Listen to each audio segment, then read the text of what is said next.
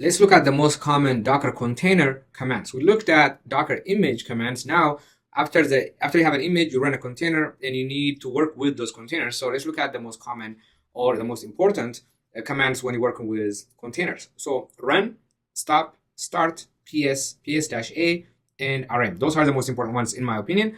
And then run, you can obviously think what it's doing. At all of them, you can kind of tell what they're doing. PS and ps-a, we'll look at it. So let's go to terminal and I'm going to run an Nginx application. So I'm going to do Docker. First, let me show you, I don't have the image. Docker images, it shows me that I don't have an Nginx image. I only have a MySQL image.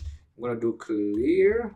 I'm going to do Docker run Nginx. I'm not going to specify the tag or anything. It's just going to do the latest. And since it can't find the image on my local, it's going to pull it. It's going to pull it and it's going to run it. All right, so finished pulling it and start to run it. Since I did not give it any options, it's going to just run it in this terminal. If I close this terminal, it will close, well, it will kill the container. So I'm going to open a new terminal because the logs are here. It's attached to this. There's an option to run it detached, and we're going to look at that in another video. So I'm going to open a new terminal. Now, if I want to get a list of running containers, I'm going to do Docker PS. If I do Docker PS, it shows me a list of running containers. It gives me information. It gives me the ID, gives me the image. The command is basically whatever the image is running. Like when it started out, what did it run?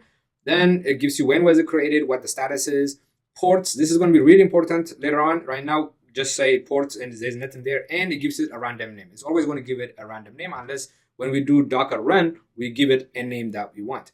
Now, the next command is to stop a container. So this is a running container. So we're going to do Docker stop, and we're going to give it the ID. Right now, if I do Docker PS again, there's nothing running, but because Docker PS shows you running containers. If you want to see all containers, you're going to do Docker PS -a. When you do Docker PS, oops, I didn't give it the A, clear. Docker PS -a, that will give you all containers, even the ones that are not running. And you can see this container exited 18 seconds ago and it will show up. Docker PS running container, Docker PS -a, A for all, everything.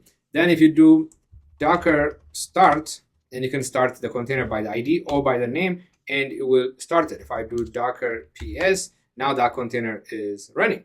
Now let's stop it because you cannot delete it. For Docker RM is for delete. Let's try to delete it. If I say Docker RM, give it the ID, we're going to get an error because it is running. So we got to stop it. Docker stop the ID.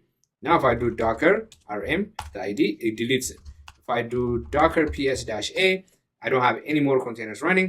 If I do Docker images, the image is still there. I deleted the container, not the image, right? So those are the most common Docker container commands you need to know. So make sure you save this video for later as a reminder.